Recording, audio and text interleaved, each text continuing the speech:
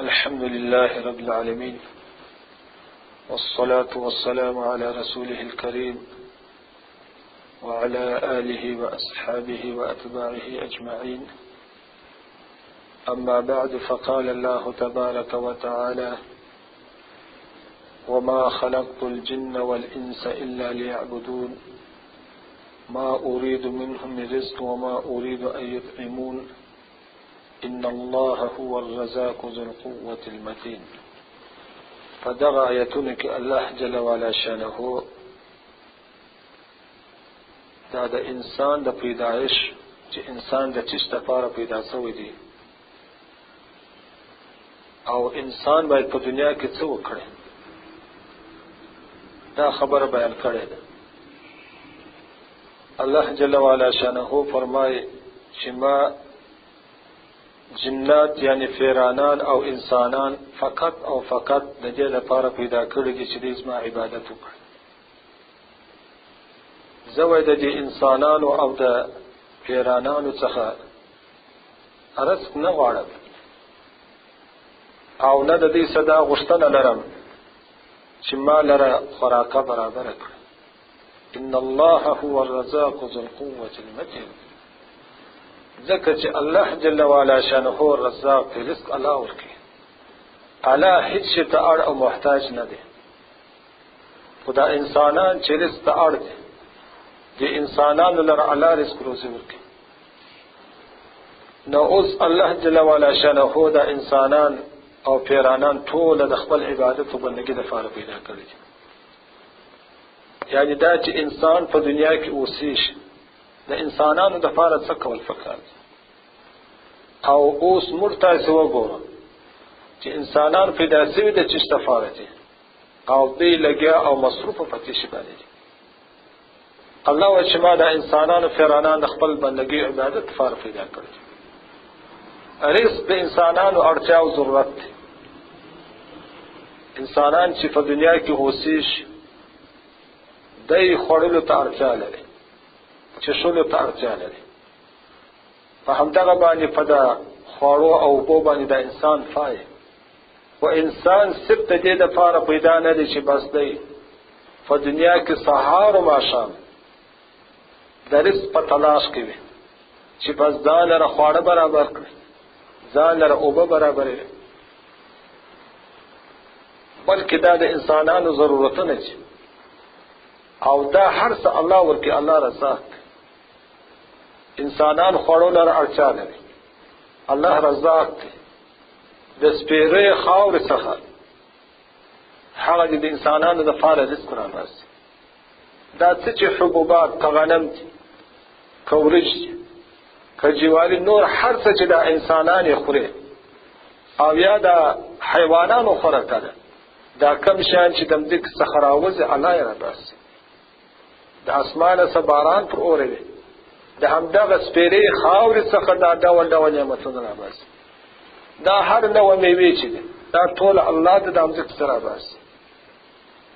نو الله چې دی رزاق دی، رزق الله ورکوي. نو اوس د هر مسلمان لپاره پکار ده، د هر انسان لپاره چې دی و هغه اصلي مقصد ته متوجه شي. زه پیدا شوی د چی شي لپاره او دا خپل ګریوان ته وګوري چې زه اخته په چی شي یم، په څه شي باندې زه پریشان یم، سهار ماښام په څه شي باندې زه فکرجن یم. په عام ډول دا انسانان چې دي په هغه څه کې فکرجن دي چې د هغه وعده الله ورکړی چې زه درکوم. د رزق په حصه کې الله پاک د انسانانو ته اطمینان ورکړی چې رزق په ما پورې اړه لري، خو ته هغه څه وکړه چې د هغه دپاره پیدا شوی. که انسانان دي که فیرانان دي ټول د الله بندګان دي. الله د خپل عبادت لپاره پیدا کړی. یعنې داسې په دنیا کې که یو انسان دی مالدار وي، دی ځان لره مریان ولري، نوکران ولري، دغه مریان به دته پیسې ورګټي، رزق ورته برابروي او یا د لپاره به د خوراکي انتظام برابروي. خو الله چې د خپل بندګان دي د هغوی سره د دې شي اړتیا نه لري چې الله ته رزق پیدا کړي یا خوراکي انتظام ورته جوړ کړي. ځکه چې الله غني ذات وجه شان ته اړتیا نه لري، بلکې الله دا بندگان د خپل عبادت لپاره پیدا کړي چې بندگان به د الله عبادت کوي. دا صحیح ده چې تجارت کول، په زراعت په کار باندې مصروفه کېدل، یعنی دا هغه څه دي چې دا انسانان د خپل ژوندانه اړتیاوې د دې لارې څخه پوره کوي. خو صرف خبره دا ده چې سړی باید دا تمیز وکړي چې د تجارت د لارې زه خپل دنیوي حوایج او مشکلات حلوم، لیکن داسې نه دی چې د همدغه تجارت لپاره زه پیدا شوی. د زراعت د لارې څخه دا انسانان خپل حاجتونه پوره کوي، لیکن د دې مقصد دا نه دی چې دا انسان د همدغه زراعت لپاره پیدا شوی.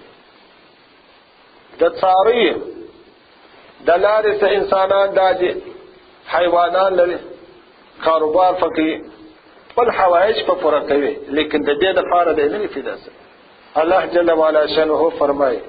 والخيل والبغال والحمير لتركبوها وزينه. الله و چې د آسان ما پیدا کړی، غاترې می پیدا کړی او د اخره می پیدا کړی، لتركبوها چې تاسو باندې سپارسي سولید وکړي او ستاسو د پاره ښکلا ده. نو اوس دا حیوانات چې دي د الله د انسانانو د پاره پیدا کړی، چې دغه حیوانانو سره د انسانانو د سورلی کار اخلي، آسان دي، خرج غاتر دي. نور حیوانان بیا داسې دي چې انسانان هغه دي دغه حیوانانو د لارې دي ته الله شجي ورکړي، یو خوراکه ده. خدا انسان د خره د پاره نه پیدا شوی، انسان د آس د خدمت د پاره نه پیدا شوی، انسان د غاتری د خدمت د پاره نه پیدا شوی. یعنی دا که تجارت دی، که صنعت دی، که زراعت دی، که مالداري، دغه ټول چې دي انسان د دغه لارې څخه خپل دنیوي مشکلات حوایج پوره کوي، لیکن دا د دې د پاره نه دي چې دا انسان بس دغه شي د پاره پیدا دی. که څوک په تجارت باندې لګیا و د سهار تر ماښامه پورې به دی د تجارت کاروبار کوي، سهار و ماښام به دی په خپل تجارت کاروبار کې فکر جن او د هغه په فکر کې به وي، د دې د پاره نه دی پیدا، بلکې الله وی وما خلقت الجن والانس الا ليعبدون. ګوره خره آسان غاتر الله د انسانان د پاره پیدا کړی چې سورلی پروت، والخيل والبغال والحمير لتركبوها، لیکن انسان دغه د پاره نه دی پیدا. نو اوس انسانان الله پاک د عبادت لپاره پیدا کړی. که موږ تاسو وګورو په دا دنیوي کاروبار کې، دا که زراعت دی، که تجارت دی، که صنعت، دغه شانو د لارښوونې لپاره الله رسولان نه رالیږلي،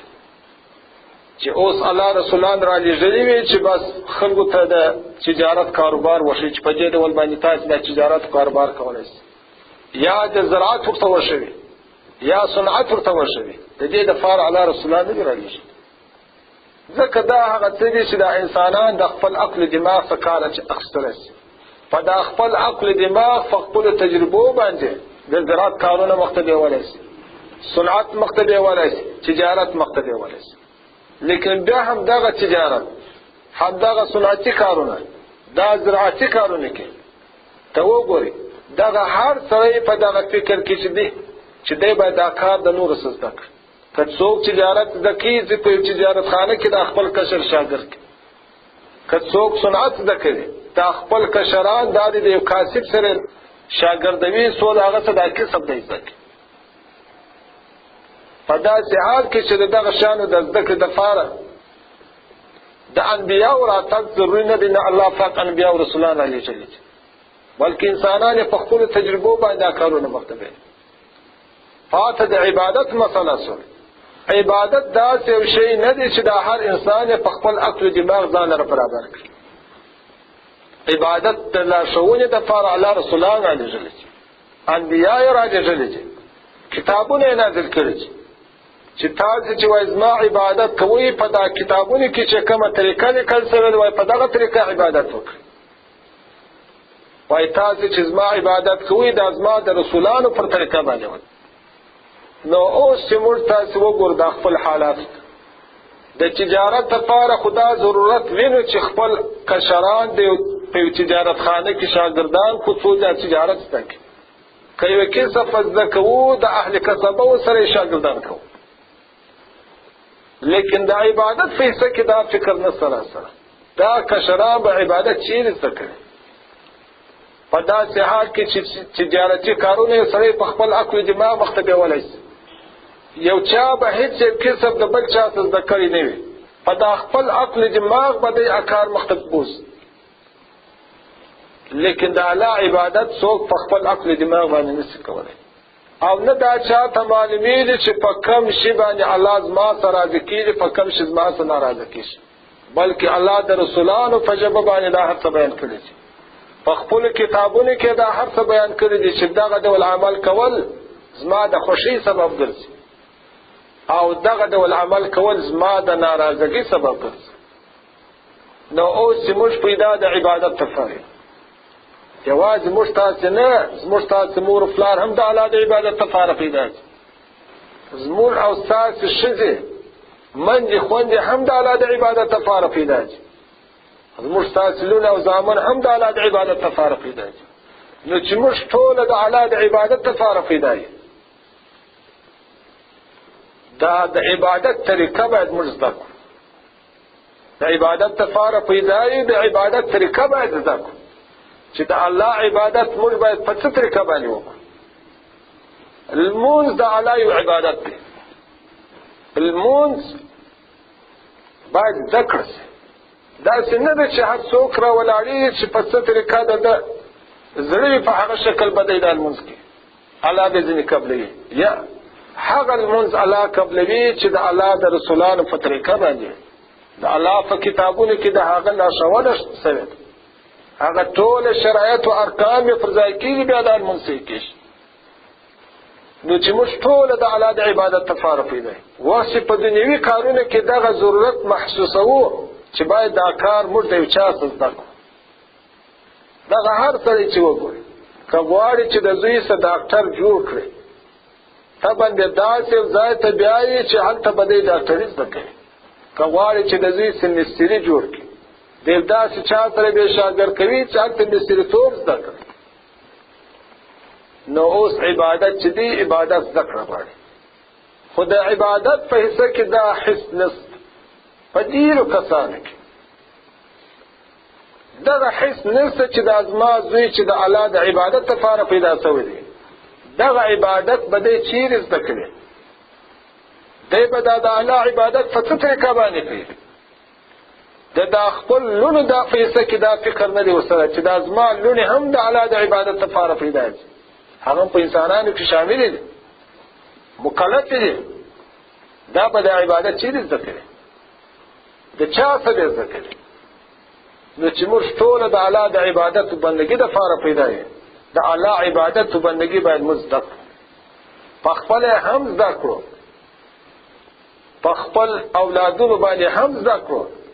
او د خپل کورنۍ په نور افراد باندې هم د الله عبادت زده کړو اول به د عبادت ذکر کړي بیا به کول شروع کړي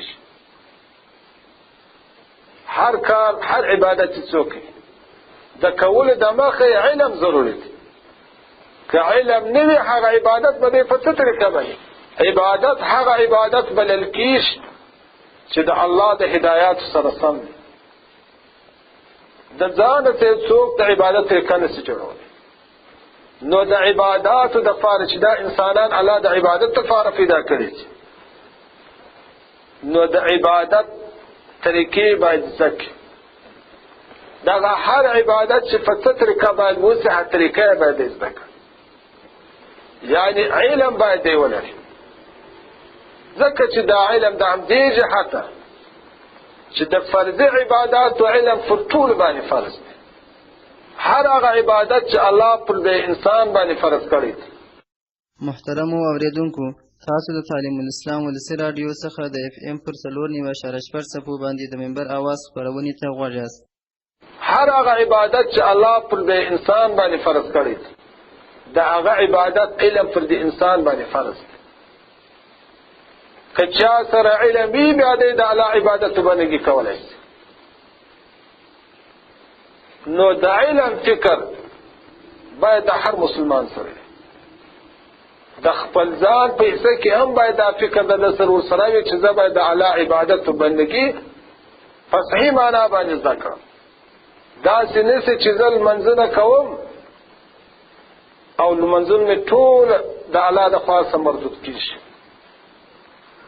اوس مثلا لمونځ ځان ته شرایط لري،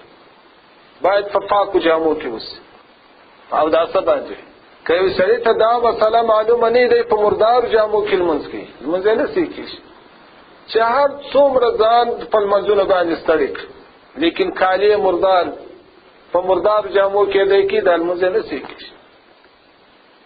حتی ډېر داسې کسان سه چې دی دا قضای حاجت ته ځي دا تش رګ وي در سره ځان نه پاکوي، همدغسې بس حاجت یې پوره کړي بس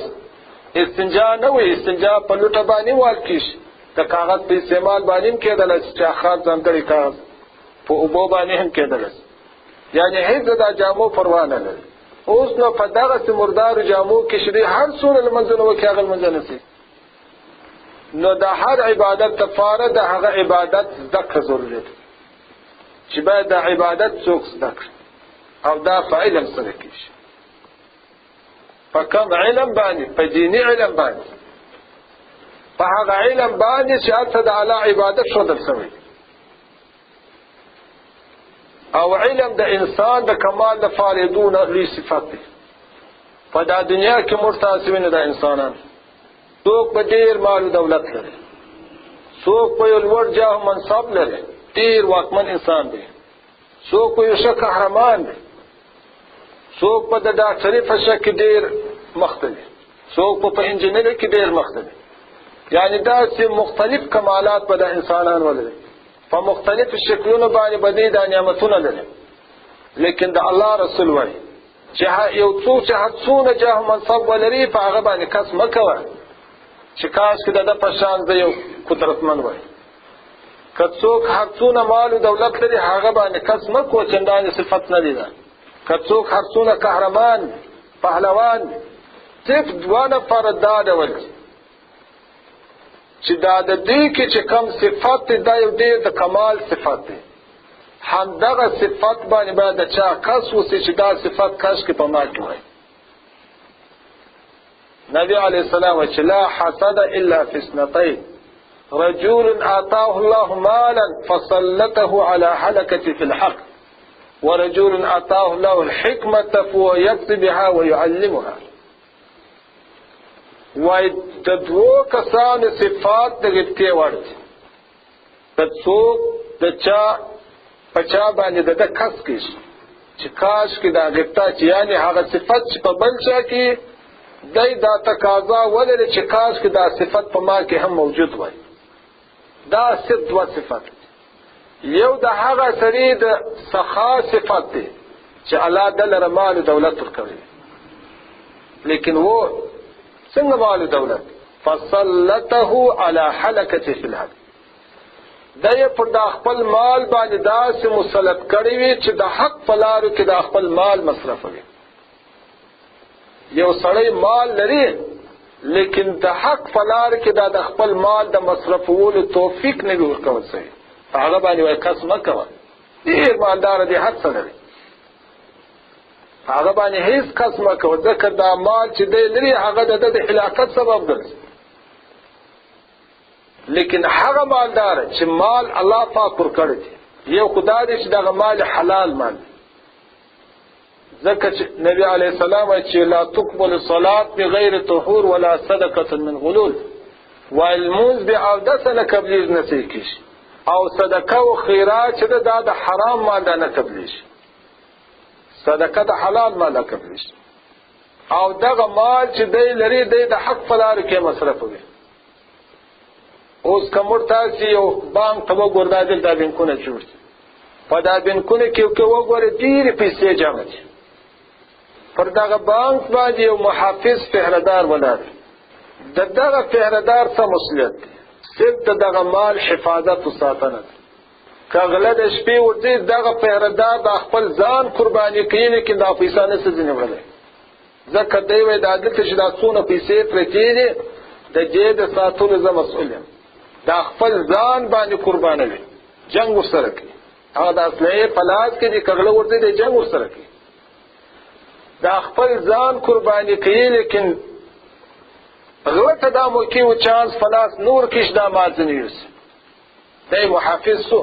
لیکن وو همدغه پیردار د یوې افغاني د مصرفولو حق نه لري نه طاقت لري یو افغاني اختیار دی نه لري چې مصرف وکړي لیکن وو د ساتلو داسې مسؤلیت په غاړه لري چې د خپل ځان به قرباني کوي د مال حفاظت وکړي نو اوس په دنیا کې چې د الله پاک ځینې کسان ته مال او دولت ورکړي ځینې فقط د یو چوکیدار حیثیت لري د پهردار حیثیت لري چې فقط دغه مال حفاظت او ساتنه باندې کوي ځان به قرباني کوي خو مال باندې ځنې ضایع کیږي لیکن هو الله یې داسې تنګ کړی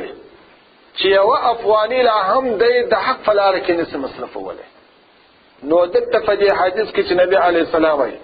ورجل اعطاه الله مالا فسلطه على هلكه في الحق هغه سړی د دې ور دی چې الله مال ور کړی وي د چې توفیق ور کړی وي چې د حق فلار کې مصرف کړي